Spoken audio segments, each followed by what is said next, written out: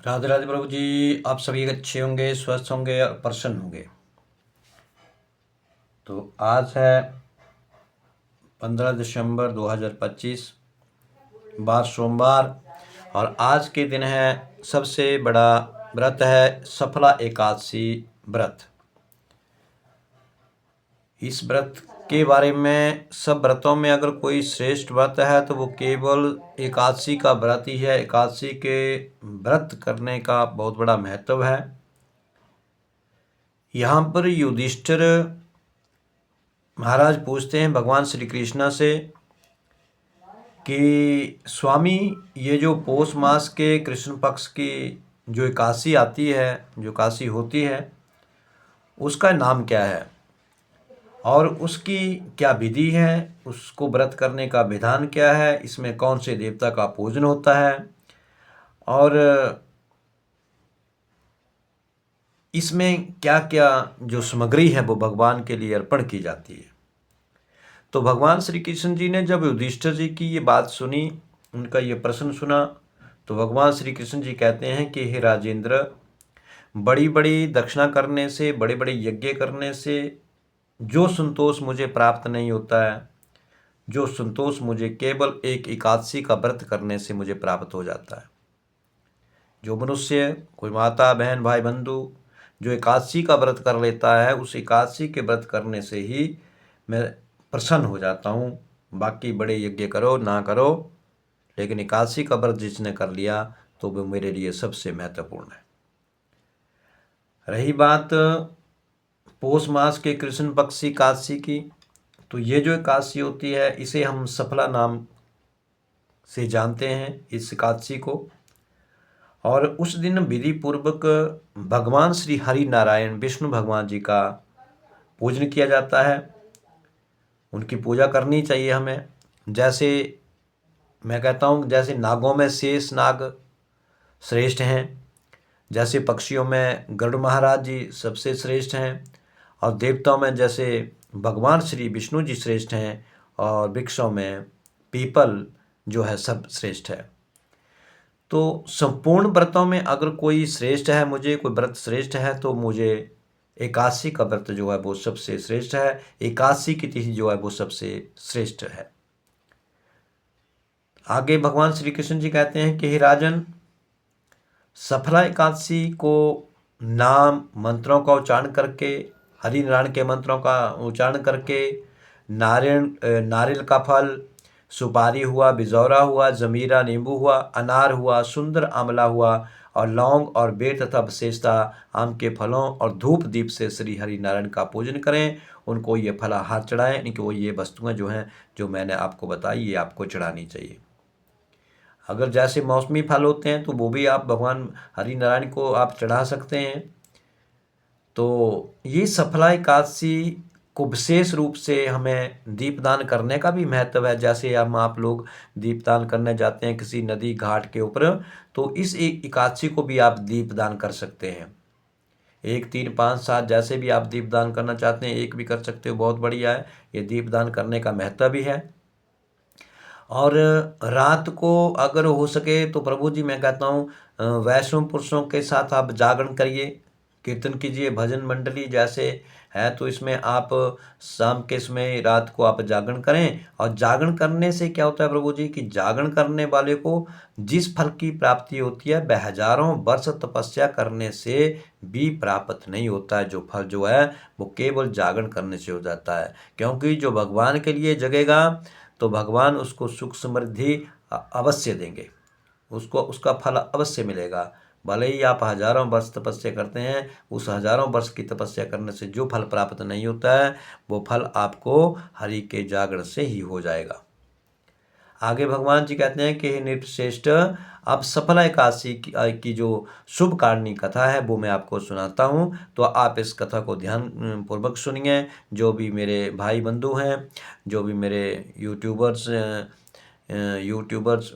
मित्र हैं, गण हैं, जो इस व्रत को, इस कथा को सुनेंगे, तो इस कथा को शुरू से लेके अंत तक इस कथा को अवश्य सुनें। कथा जो है संपूर्ण ही सुननी चाहिए, अधूरी कथा बीच में नहीं छोड़नी चाहिए, तो उसका फल नहीं मिलता है, हालांकि हम उसके फिर दोषी हो जाते हैं। इसलिए इस कथा को अवश्य सुने। व्रत करने का ही नहीं, अगर आप एकादशी के व्रत की कथा भी सुन लेते हैं तो भी आपको उसका फल अवश्य मिलता है। तो भगवान श्री हरिनारायण जी कहते हैं कि कथा सुनो कि चंपावती नाम से एक विख्यात पुरी हुई, जिस पुरी का नाम था चंपावती, जो कभी राजा महिष्मत की राजधानी भी थी। तो राजा जो महिष्मत थे उनके 5 पुत्र थे। उनमें से जो उनका सबसे बड़ा पुत्र था, जो ज्येष्ठ पुत्र था, वह सदा पाप कर्म में ही लगा रहता था। यानी कि उसने दुराचार करना, पाप करना, गलत आचरण करना, उसका काम यही था उसके बड़े पुत्र का। और परस्त्रीगामी था, वेश्या सकता, और उसने अपने पिता के धन को पाप कर्म में ही खर्च कर दिया। जो पिता का जो धन था, वो पिता के धन को उसने उल्टे सीधे कामों में बर्बाद कर दिया।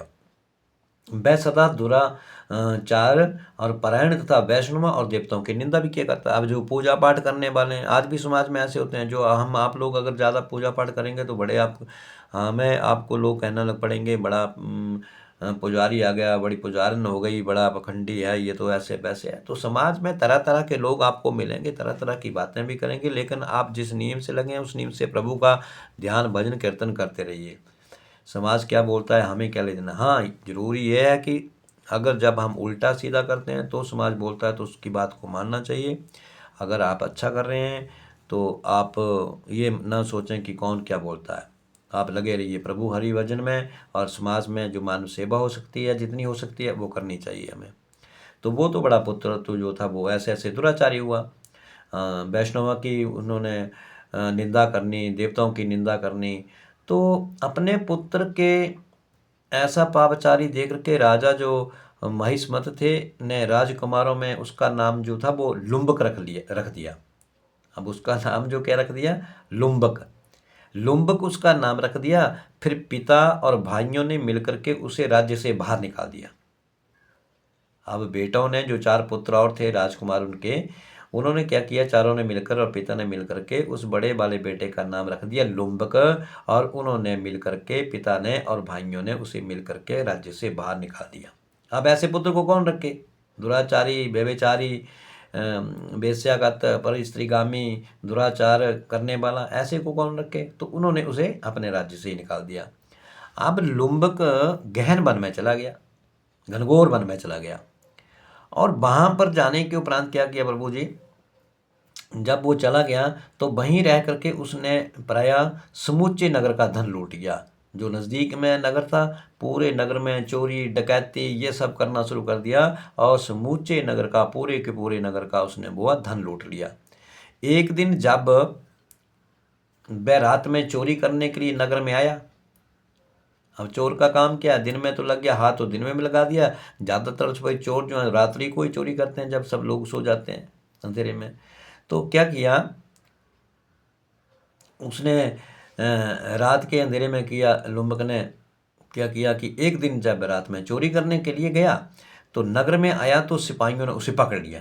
अब चोर कितने दिन तक चोरी करता रहेगा, एक ना एक दिन तो पकड़ा भी जाएगा, और पकड़े भी जाते हैं। जितना मर्जी आप कर लो, जितना मर्जी आप चलाक चलाक बन जाओ, एक दिन पकड़े जाओगे प्रभु जी, इसलिए गलत कार्य में नहीं पड़ना है। तो चोरों ने पकड़ लिया, किंतु जब उसने अपने को राजा महिष्मत का पुत्र बतलाया, देखो राजा है तो राजा का पुत्र होने का उसने अपनी बात बताई कि मैं फलाने राजा का पुत्र हूँ, पुत्र बताया, तो सिपाहियों ने उसे छोड़ दिया कि राजा का पुत्र है ये तो, यार इसे छोड़ दो, नहीं तो राजा हमें दंड देगा। देखो बड़े लोग होते हैं, बड़े आदमी हैं, धन दौलत वाले हैं, अगर उनकी औलाद गलत सीधा उल्टा सीधा काम भी करती है, अगर पकड़ जाते हैं तो कई बार लोग डर के मारे छोड़ देते हैं कि वो बड़े धनवान का बेटा है, बड़े राजनेता का बेटा है, किसी अभिनेता का बेटा है तो छोड़ दो। लेकिन ऐसी बात नहीं है, उसे नहीं छोड़ना चाहिए। जो गलत कार्य किया उसका दंड अवश्य मिलना चाहिए, वो भले ही कोई भी हो। तो उन्हें छोड़ दिया। अब फिर मैं वन में लौट आया, दोबारा फिर वन में चला गया और मांस तथा वृक्षों के फल खा करके जीवन निर्वाह करने लगा। अब उस दुष्ट का विश्राम स्थान जो था वो पीपल वृक्ष के निकट था, जहाँ पर वो रहता था, झोंपड़ी सी बना करके उस रहने के लिए अपने लिए। तो वहाँ जो रहता था उसके बगल में एक पीपल था। पीपल का जो वृक्ष था उसके पास वो रहा करता था।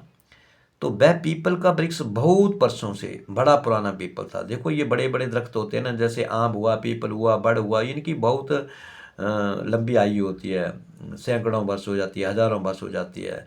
तो वो बड़े बहुत ही वर्षों का वो पीपल था, पुराना पीपल था, उसके पास वो रहा करता था। अब वह पीपल का वृक्ष बहुत वर्षों से पुराना था। अब उस वन में क्या हुआ प्रभु जी की, वह वृक्ष एक महान देवता माना जाता था उस वन में, उस वृक्ष को। अब जैसे हम आप लोग पीपल में क्या हरि नारायण का वास में पूजा करते हैं कि हरि नारायण उसमें वास करते हैं, उसमें यही हम उनकी पूजा करते हैं। और पीपल की पूजा करना, उनको जल चढ़ाना, ये हमारे सनातन धर्म में, हमारे हिंदू धर्म में विशेष है। तो उस वन में वह वृक्ष एक महान देवता माना जाता था, सब लोग उसे पूजा करते थे। अब जो पाप बुद्धि जो लुम्बक था, जो चोर था, जो बड़ा बेटा, वो जो वहाँ पे रह रहा था, उसने पाप बुद्धि लुम्बक वही निवास करता था उस पीपल के पास।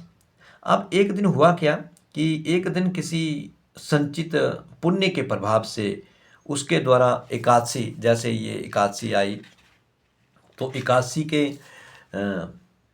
व्रत का पालन हो गया।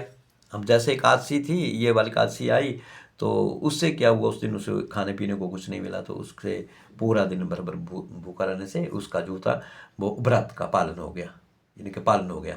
पौष मास में कृष्ण पक्ष की दशमी के दिन पापिष्ट जो लुम्बक था, जैसे एकादशी से पहले दशमी तिथि आती है, तो यही पौष मास की जो कृष्ण पक्ष की दशमी तिथि के दिन जो पापी था वो लुम्बक ने वृक्षों के फल खाए थे। पिछले दिन खाए, भोजन तो मिलता नहीं, तो वृक्षों के फल खाए, और वस्त्रहीन होने के कारण अब उसके पास उतने वस्त्र नहीं थे, जैसे भी तन पे जो था वैसे ही वो रहता था। अब फल खाए और वस्त्रहीन होने के कारण जो था वो रात भर झाड़े का कष्ट भोगा। अब आप देखते हैं कि पौष मास की ठंडी हवाएं, शीतल ये ठंडी हवा, बहुत ठंड होती है पौष मास में या माघ मास में। तो कहते हैं कि अब उसके तन के ऊपर उतने वस्त्र नहीं थे, तो रात भर जो था वो झाड़े मारे, यानी कि उसमें ठंडी में रहा, कष्ट भोगा, शरीर को कष्ट हुआ। उस समय ना तो उसे नींद आई। अब ठंड होगी, शरीर के ऊपर वस्त्र नहीं हो गए, तो नींद कहाँ से आएगी? तो नींद भी नहीं उसे आई, और ना ही उसे आराम मिला, सोने को नहीं मिलेगा। नींद नहीं आएगी तो सोएगा कैसे? सोएगा नहीं तो आराम नहीं होगा शरीर को। अब वह निष्प्राण सा सो रहा था, ऐसे सोया हुआ था, निष्प्राण हो रहा था, यानी कि जैसे प्राण निकलने वाले। वह निष्प्राण सा हो रहा था। सूर्योदय होने पर भी उसको होश नहीं आया, अब बेहोश हो गया, जैसे ना मूर्छित सा हो गया वो ठंड के कारण, तो निष्प्राण सा हो गया। और सूर्योदय हो गया दूसरे दिन सुबह, देखो एकादशी दूसरे दिन। अब सूर्योदय होने पर भी उसको होश नहीं आया। अब सफला एकादशी के दिन भी लुम्बक बेहोश पड़ा रहा। अब दशमी के बाद एकादशी आई है, सफला एकादशी। अब होश नहीं आया तो पूरा दिन जो था वो बेहोश पड़ा रहा। दोपहर होने पर उसे चेतना प्राप्त हुई, जैसे सिर के ऊपर जब धूप आया तो थोड़ा तो उसको चेतना हुई, अब उसमें हलचल होने लगी शरीर में।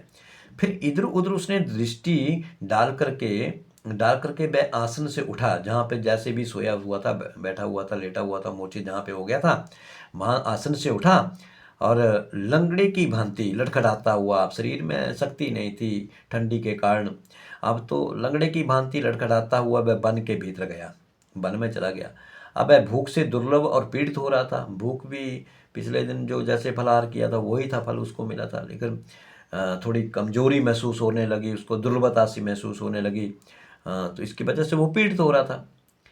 तो राजन, अब श्री कृष्ण भगवान जी कहते हैं कि राजन लुम्बक बहुत से फल लेकर के जब तक विश्राम स्थल पर लौटा, जैसे फल वन से लेकर के आया और जहां पर वो रहता था वहां लेकर फल लेकर के वापस आया। अब वापस जब लौटा अपने स्थान को, तब तक सूर्य जो था वो अस्त हो चुका था, शाम का समय हो गया था, पूरी कात से निकल गई थी, पूरा दिन निकल गया। अब सूर्यदेव अस्त हो गए। तब उसने उस पीपल वृक्ष की जड़ में बहुत से फल निवेदन करते हुए कहा। अब जो पीपल था, उस पीपल के पास उन्होंने फल चढ़ाए उस लुम्बक ने, और साथ में निवेदन किया, प्रार्थना करते हुए कहा कि इन फलों से लक्ष्मीपति भगवान विष्णु संतुष्ट हो, क्योंकि हरि नारायण तो वास करते हैं पीपल के भीतर, और प्रार्थना भी यही कर दी कि लक्ष्मीपति श्री हरि नारायण विष्णु जो है, भगवान जो है, वो इन फलों से संतुष्ट हो जाएं। यों कह करके लुम्बक ने रात भर नींद नहीं ली, रात भर सोया भी नहीं। देखो, जब भगवान ने हमें सही रास्ते पे लाना होता है तो वो कई बहाने ढूंढता है। तो अब उसने पूरी रात नींद भी नहीं ली, इस प्रकार अनायास ही। अब उसने ये नहीं है कि वो व्रत कर रहा है, कि उसने एकादशी का व्रत किया, वो नहीं है। ये तो अनायास ही हो रहा है, अचानक हो रहा है।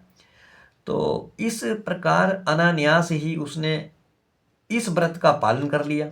व्रत का पालन हो गया और उस समय सहसा आकाशवाणी हो गई कि हे राजकुमार, तुम सफला एकादशी के प्रसाद से राज्य और पुत्र प्राप्त करोगे। देखो, अब घर से निकाल दिया, महल से निकाल दिया, उसको वन में रह रहा है।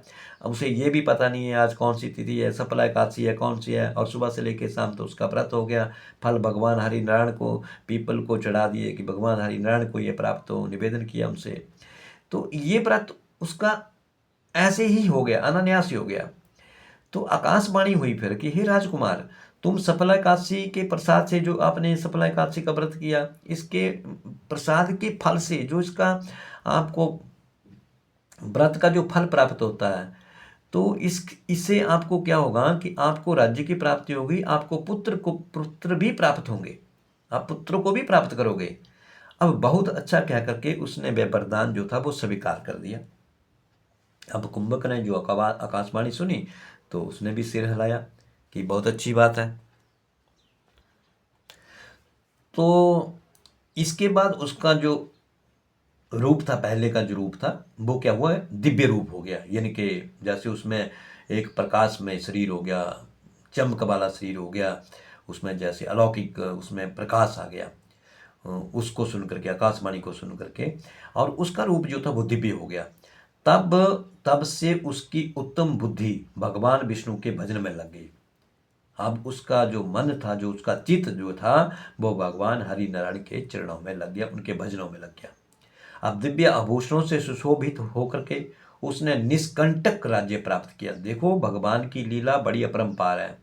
अब वो उसने फिर जाकर के निष्कंटक राज्य प्राप्त किया, उसको राज्य की प्राप्ति हुई और 15 वर्षों तक वह उसका संचालन करता रहा, राज्य का करता रहा। उसको मनोयज्ञ नामक पुत्र उत्पन्न हुआ, उसके घर में पुत्र हुआ। जब उसका विवाह जब हो गया तो उसको एक मनोयज्ञ नामक पुत्र की प्राप्ति हुई। जब वह बड़ा हुआ तो तब लुम्बक ने तुरंत ही राज्य की ममता छोड़ करके जो राजपाट था वो पुत्र को सौंप दिया। देखो, भगवान ने अगर सही रास्ते पे लाना ना, कई कई ढंग होते हैं पुत्र के द्वारा। जैसे पुत्र जवान हो गया, वो जिसका मैं आपको नाम बताया मनोज्ञ, अब पुत्र बड़ा हो गया, यानी कि अब पिता को पता चल गया, उस लुम्ब को पता लग गया कि अब मेरा बेटा जो है वो राजपाट को संभाल सकता है। तो राजपाट जो था वो अपने बेटे के अधीन कर दिया, बेटे को संभाल दिया और खुद जो थे वो छोड़ करके चले गए, राजपाट को छोड़ के चले गए। भगवान श्री कृष्ण के समीप, भगवान के हरिनारायण के समीप चला गया, जहाँ जाकर मनुष्य कभी शोक में नहीं पड़ता है। जो भगवान हरिनारायण के पास चला जाता है, भगवान श्री कृष्ण के पास चला जाता है, किसी भी प्रभु के पास चला जाता है, तो समझ लो उसकी ज़िंदगी में से दुख जो है वो मिट जाते हैं। ये नहीं है सब कुछ अच्छा अच्छा होने लग पड़ता है, तो मनुष्य कभी शोक में नहीं पड़ता है फिर। तो हे राजन, ये भगवान श्री कृष्ण जी कहते हैं युधिष्ठिर से कि हे राजन, इस प्रकार जो माता बहन भाई बंधु सफला एकादशी का जो उत्तम व्रत करता है, वह इस लोक में सुख भोग करके मरने के पश्चात जो है मोक्ष को प्राप्त होता है। और संसार में वे मनुष्य धन्य हैं जो सफला एकादशी के व्रत में लगे रहते हैं। वो मनुष्य, वो माताएं, वो भाई, वो बंधु सभी ही बहुत अच्छे हैं, बहुत धन्य हैं जो सफल एकादशी का व्रत करते हैं या इस व्रत में लगे हुए हैं। जैसे आप पूरा वर्ष भर व्रत नहीं कर सकते हैं, अगर आप एक सफल एकादशी का भी व्रत करते हैं, हर एक व्रत भी करते हैं, तो इस व्रत के लगे रहते हैं, तो उन्हीं का जन्म जो है वो सफल है प्रभु जी, उनका जन्म जो है हमेशा सफल होगा।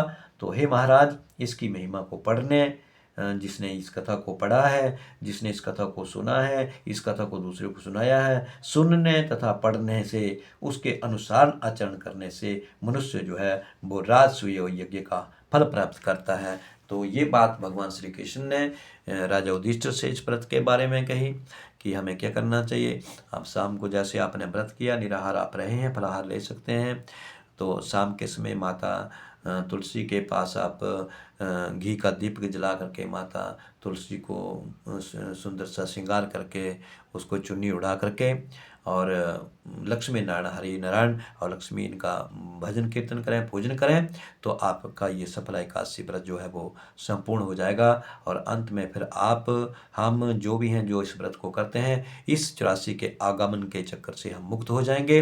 इसलिए हमें ये व्रत करने चाहिए। सब व्रतों में सबसे श्रेष्ठ अगर कोई व्रत है प्रभु के लिए सबसे प्रिय है तो वो एकादशी के व्रत ही है।